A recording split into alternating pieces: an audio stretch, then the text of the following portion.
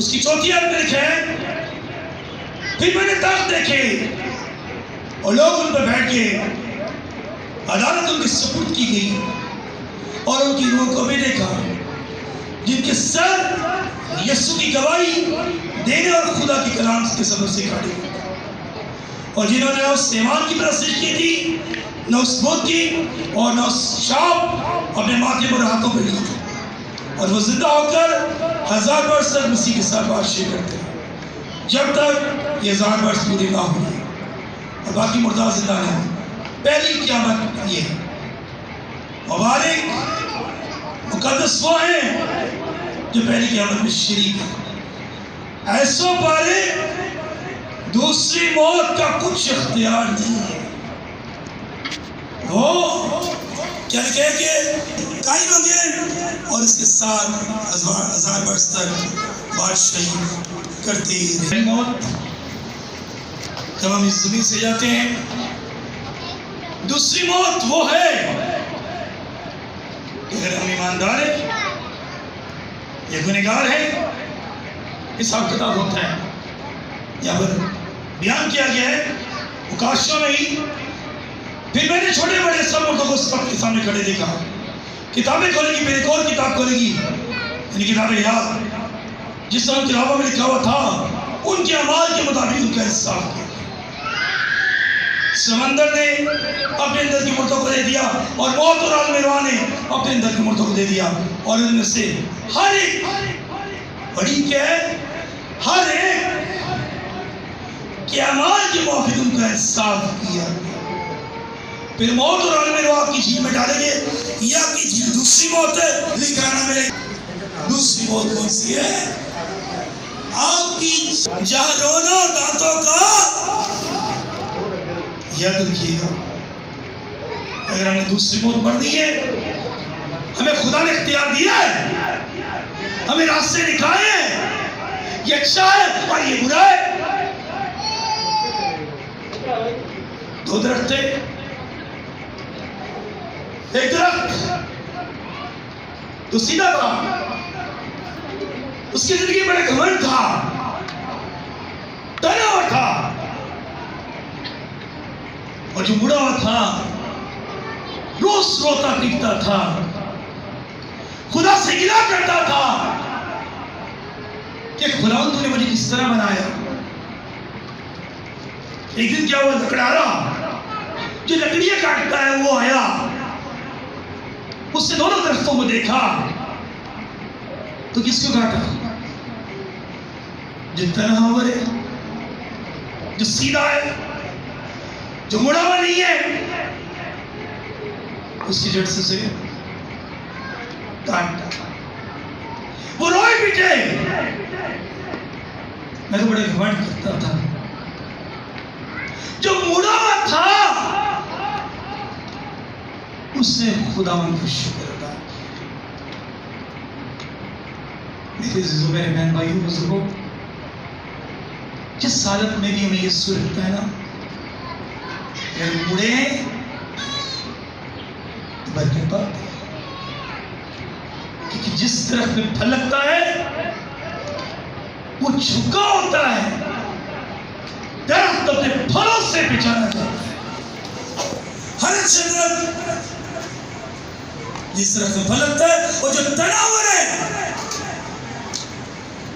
जिससे फल नहीं लगता,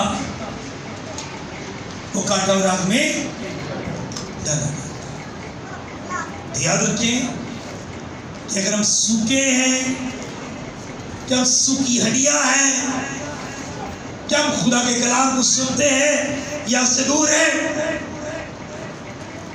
अगर हम खुदा के कलाम से वाकिफ नहीं है तो हम सूखी हड्डियों के मानिंद हैं। और कलाम कहता है, ऐ सूखी हड्डियों, खुदा के कलाम को सुनो। जो सुनता है, जो सुनेगा, वो जिएगा। जीना चाहते हैं, जिंदगी पाना चाहते हैं, कसरत की पाना चाहते हैं, नबूवत करो। खुदा के कलाम को सुनो और बरकत पाओ। खुदा सबको बहुत बरकत है। आमीन। दुआ करें। मिसाल दी गई है, ये तमाम बनी इस्राएल कौम है जो खुदा के कलाम से नावाकिफ है। और खुदा के कलाम में लिखा है कि ये बनी इस्राएल है, देख ये कहते हैं हमारी हड्डियां सूख गई, हमारी उम्मीद जाती रही, हम तो बिल्कुल फना हो गए। इसलिए तू नबूवत कर और उनसे कह, खुदा भी फरमाता है कि ऐ मेरे लोगों, देखो मैं तुम्हारे कब्रों को खोलूंगा और तुमको उनके बाहर लाऊंगा और इस्राएल के मुल्क में मैं लाऊंगा। और मेरे लोग, जब मैं तुम्हारे कब्रों को खोलूंगा और तुमको उनसे बाहर लाऊंगा, तब तुम जानोगे मैं खुदा हूं। और मैंने अपनी रूह तुम में डालूंगा और तुम जिंदा हो जाओगे और मैं तुमको तुम्हारे मुल्क में बसाऊंगा। मेरे जिंदो कब्रों में कौन रहता है? मुर्दा, जिनके अंदर दम नहीं होता, जो नसें गोश्त नहीं होती। जब कलाम सुनते हैं तो उनमें जिंदगी आती है। उन्होंने नबूवत की, जब नबूवत की गोश्त भी नसें भी चढ़ी। कहां से आया? नबूवत से। जब हम यिर्मयाह, यूहन्ना रसूल की अंजील पढ़ते हैं, उसके 5वें बाब में भी बड़ी खूबसूरती के साथ बयान करता है। मैं तुमसे सच कहता हूं कि जो मेरा कलाम सुनता और मेरे भेजने वाले का यकीन करता है, हमेशा की जिंदगी उसी की है और उस पर सजा का हुक्म नहीं है, और वो मौत से निकलकर जिंदगी में दाखिल हो गया। मैं तुमसे सच कहता हूं, वो वक्त आता है, बल्कि अब भी है, कि मुर्दे खुदा के बेटे की आवाज सुनेंगे, जो सुनेंगे वो। आज सोचने की जरूरत है, ज्यादा वक्त नहीं लूंगा आपका, मैं सोचने की जरूरत है कि आप मुर्दा है। क्या हम खुदा के कलाम को सुनते हैं? ये कलाम से बहुत दूर है, या अपनी कब्रों के अंदर रहते हैं? खुदा ने कहा ये बनी इस्राएल कौम है जो ये कहते हैं कि हमारी हड्डियां सूख गई हैं, हमारी उम्मीद जाती रही है, हम तो फना हो गए। तो मेरे अज़ीज़ों, यहाँ खुदावंद का जिंदा कलाम बयान करता है, वाज़ेह करता है कि मुर्दे खुदावंद की बेटे की आवाज सुनेंगे तो सुनेंगे, वो जिएंगे। अगर हम जीना चाहते हैं,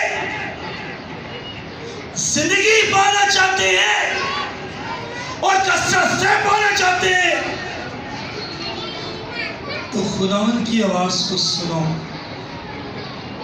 और आगे बयान करता है, तो यहां पर कहता है क्योंकि जिस तरह बाप अपने में जिंदगी रखता है, इसी तरह से बेटे को भी ये बख्शा कि अपने आप में जिंदगी रखे, बल्कि उसे अदालत करने का भी अख्तियार बख्शा। इसलिए वो आदम ज़ात है, इससे ताज्जुब ना करो, क्योंकि वो वक्त आता है जितने कब्रों में हैं उसकी आवाज सुनकर निकलेंगे। जिन्होंने नेकी की है जिंदगी की क़यामत के वास्ते, और जिन्होंने बदी की है सजा की क़यामत के वास्ते। मेरे अज़ीज़ों, हम जिंदगी पाना चाहते हैं, कसरत से पाना चाहते हैं, खुदा के साथ रहना चाहते हैं। हम उस साबी की तरह ना तड़पें कि अमीर आदमी जो तड़प रहा था और पुकारा था कि मेरे पास भेज, ताकि अपनी उंगली का सिरा भिगोकर मेरी जबान को तर करे। बाप ने कहा बेटा याद कर, तू अपने वक्त पर अच्छी चीजें ले चुका और ये बुरी तू तड़पता है। अगर हमें तड़पना है तो चलते चले, जैसे जिंदगी बिताए,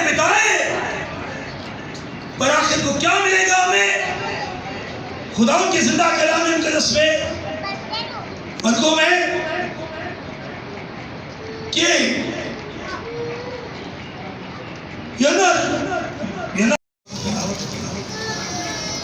कि खुदा का हाथ मुझ पे था और उससे मुझे अपनी रूह में उठा लिया, उस वादी में जो हड्डियों से पूर्ण थी उतार दिया और मुझे उनके पास चुगिल फिराया और देख वादी के मैदान में सीरियत वो न्याय सूखी थी। उसने मुझे फरमाया, ऐ आदम साहब, क्या ये हड्डियां जिंदा हो सकती हैं कि नहीं? यहां पर खुदा का बंदा इसके नबी ने सहीफे में बयान करता है कि खुदा का हाथ मुझ पे था, उसने अपनी रूह में मुझे में उठा लिया, उस वादी में जो हड्डियों से पूर्ण थी। ये किसी जानवर की ये हड्डियां ना थी, बल्कि ये हड्डियां इंसानी हड्डियां थी।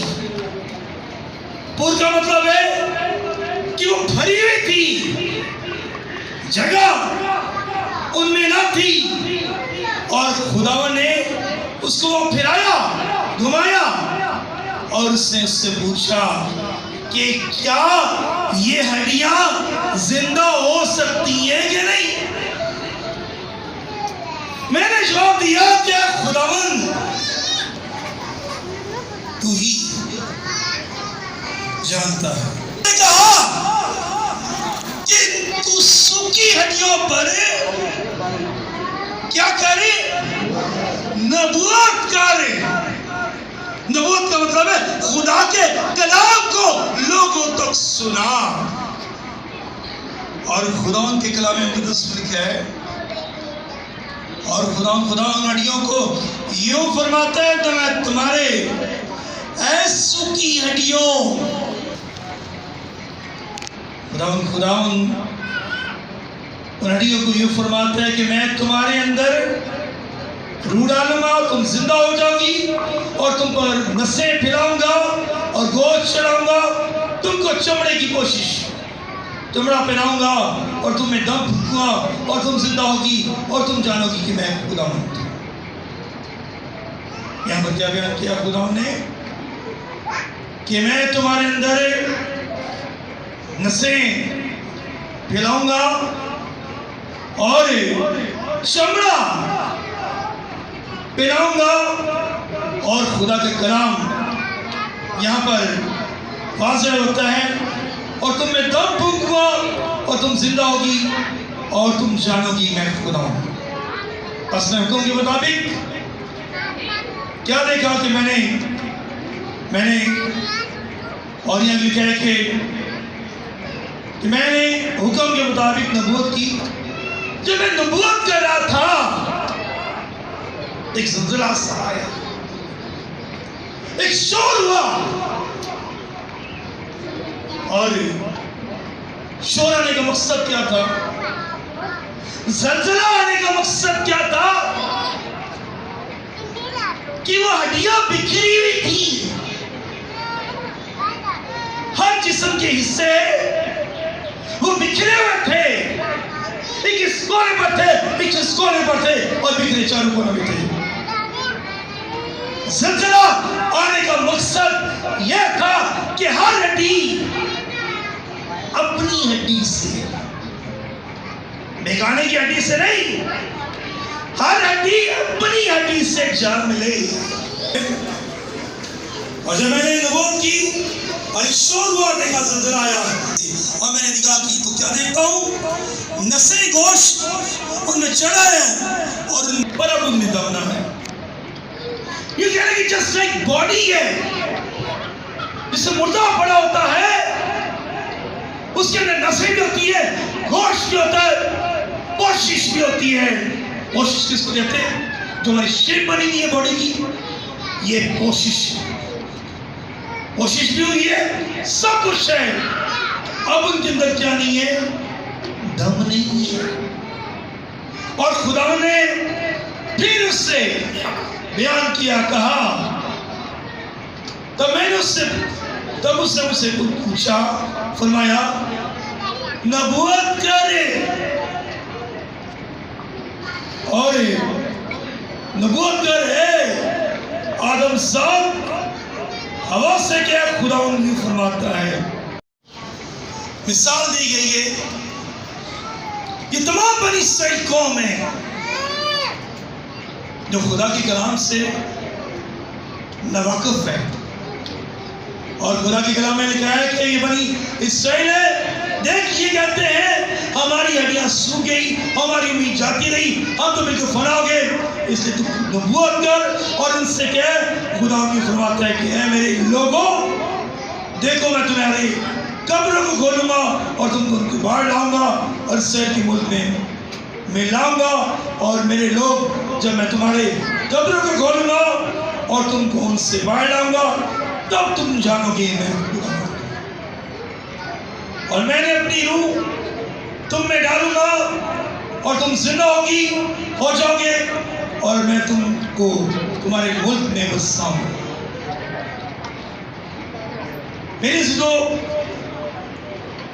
कब्रों में कौन रहता है? मुर्दा, जिनके अंदर दम नहीं होता, जो नसें गोश्त नहीं होती। जब कलाम सुनते हैं तो हमें जिंदगी आती है। उन्होंने नबूवत की, जब नबूवत की गोश्त भी, नसें भी चढ़ी। कहां से आया? नबूवत से।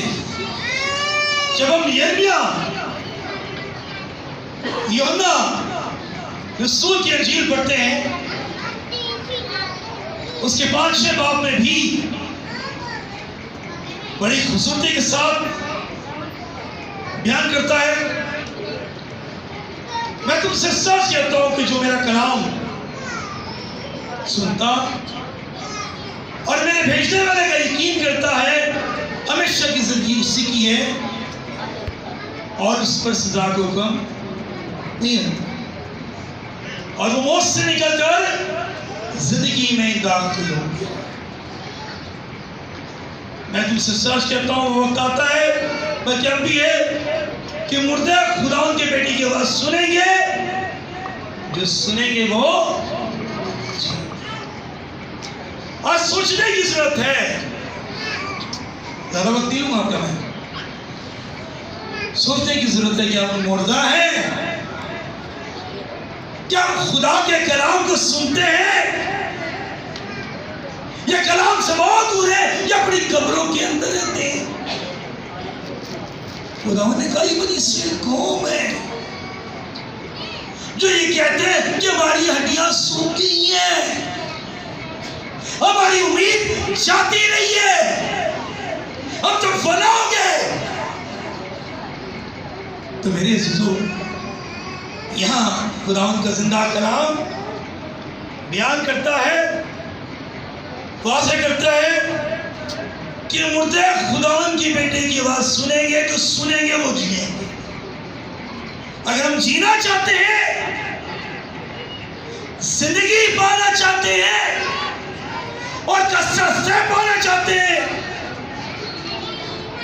तो खुदावंद की आवाज को सुनो।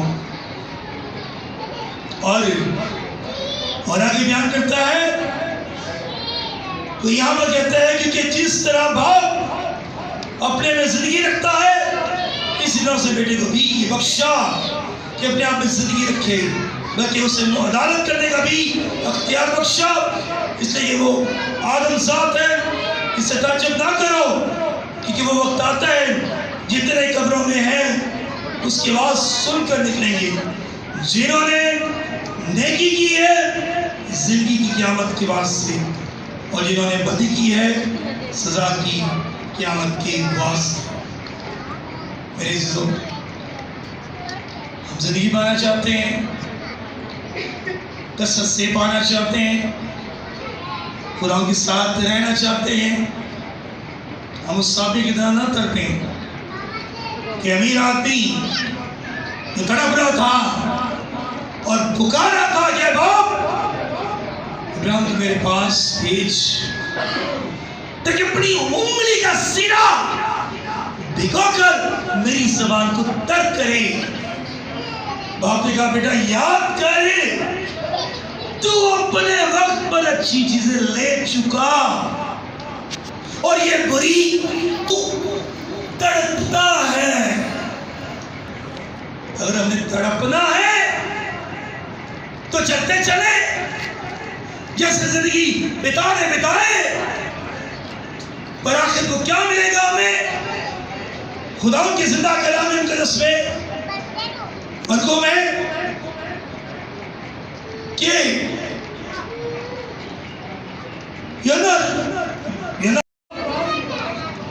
उसकी चौथी आयत में लिखे हैं, फिर मैंने ताक देखे और लोग उन पर बैठ के अदालत उनकी सुपुर्द की गई और उनकी रूह को भी देखा जिनके सर यीशु की गवाही देने और खुदा की कलाम के सबब से काटे, और जिन्होंने उस ईमान की परस्तिश की थी, न उस बुत की और न उस शाप अपने माथे पर हाथों में ली थी, और वो जिंदा होकर 1000 वर्ष तक मसीह के साथ बातचीत करते हैं जब तक ये 1000 वर्ष पूरे ना हुए और बाकी मुर्दा जिंदा ना हो। पहली क़यामत ये है। मुबारक मुक़द्दस वो हैं जो पहली क़यामत में शरीक है। ऐसों बारे दूसरी मौत का कुछ इख्तियार नहीं है। वो क्या कह के कायल हो गए और इसके साथ 1000 वर्ष तक बादशाही करते रहे। मौत जब हम इस ज़मीन से जाते हैं, दूसरी मौत वो है अगर हम ईमानदार हैं या गुनहगार हैं, हिसाब किताब होता है। यहाँ पर बयान किया गया है मुकाशा में ही, फिर मैंने छोटे बड़े सब मुर्दों को सबके सामने खड़े देखा। किताबें खोलेगी, फिर एक और किताब खोलेगी, यानी किताबें याद, जिस तरह किताबों में लिखा हुआ था उनके अमाल के मुताबिक उनका इंसाफ किया। समंदर ने अपने अंदर की मुर्दों को दे दिया और मौत और आलमेरवा ने अपने अंदर की मुर्दों को दे दिया, और उनमें से हर एक बड़ी क्या है, हर एक के अमाल के मुताबिक उनका इंसाफ किया। फिर मौत और आलमेरवा की झील में डालेंगे, या की झील दूसरी मौत है, लिखा ना मिले। दूसरी मौत कौन सी है? आपकी जहां रोना दांतों का, याद रखिएगा। अगर हमने दूसरी मौत मरनी है, हमें खुदा ने इख्तियार दिया है, हमें रास्ते दिखाए हैं, ये अच्छा है और ये बुरा है। दो दरख्त थे, एक दरख्त तो सीधा था, उसकी जिंदगी बड़े घमंड था, तनाव था, और जो मुड़ा हुआ था रोज रोता पीटता था, खुदा से गिला करता था कि खुदा तूने मुझे किस तरह बनाया। एक दिन क्या हुआ, लकड़हारा जो लकड़ियां काटता है वो आया, उसने दोनों दरख्तों को देखा, तो किसको काटा? जो तनहावर है, जो सीधा है, जो मुड़ा हुआ नहीं है, उसकी जड़ से काटता। कोई पीटे, मैं तो बड़े घमंड करता था। जो मुड़ा हुआ था उसने खुदावन का शुक्र अदा किया। मेरे अज़ीज़ों, मेरे बहन भाइयों बुजुर्गों, जिस हालत में भी हमें ये सुनता है ना, अगर मुड़े तो बरकत पाते हैं, क्योंकि जिस तरफ में फल लगता है वो झुका होता है। दरख्त अपने फलों से पहचाना जाता है। हर शजरत जिस तरह से फल लगता है, और जो तना हुआ है जिससे फल नहीं लगता, वो कांटा और आग में डाला जाता है। याद रखें कि अगर हम सूखे हैं, क्या हम सूखी हड्डियां हैं, क्या हम खुदा के कलाम को सुनते हैं या उससे दूर है? अगर हम खुदा के कलाम से वाकिफ नहीं है तो हम सूखी हड्डियों के मानिंद हैं। और कलाम कहता है, ऐ सूखी हड्डियों, खुदा के कलाम को सुनो। जो सुनता है, जो सुनेगा, वो जिएगा। जीना चाहते हैं, जिंदगी पाना चाहते हैं, कसरत की पाना चाहते हैं, नबूवत करो, खुदा के कलाम को सुनो और बरकत पाओ। खुदा सबको बहुत बरकत है। आमीन। दुआ करें।